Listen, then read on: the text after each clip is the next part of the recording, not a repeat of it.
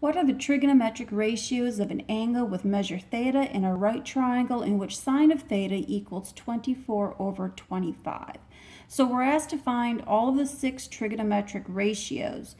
We're given sine of theta. Well, we know sine of theta is opposite over hypotenuse. But in order to find my other ratios, I also need to know the adjacent. We are also told we have a right triangle. So let's go ahead, let's do a sketch. Just sketch in a right triangle. Okay, there's my right triangle, there's my right angle. It doesn't matter, you could put your theta up here, you could put it down here. It really doesn't matter. So I know my hypotenuse is 25. And then my opposite is going to be 24. So that leaves, this side is my adjacent, and we need to figure out what it equals. Well, if you think back to geometry last year, you learned the Pythagorean theorem. So here it is. I'm going to abbreviate the Pythag theorem, which states a squared plus b squared equals c squared. Now remember, this c, that is always your hypotenuse. A and b, those are your other side lengths. So I can call this 24 a or b. It doesn't matter. I'm going to go ahead and leave this as b. We're going to call this adjacent side a. So let's plug in what we know. A squared, don't know what that is. B, we're going to say B is 24, so 24 squared, and my hypotenuse is 25. And let's square it. Okay, now we're going to go back to simplifying and using those properties of equality to solve for A that we've been doing.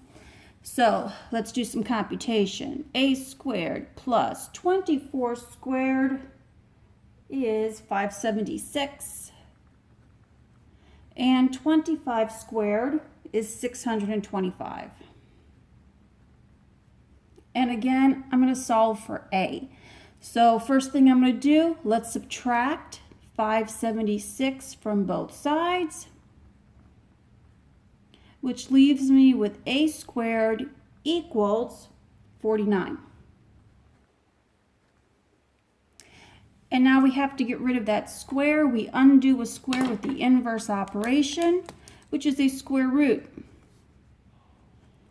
Now, I am not going to put a plus minus in front here because we're looking for a measurement. If we're looking for a measurement, our answer has to be positive. So that means A equals 7. So that is my adjacent side.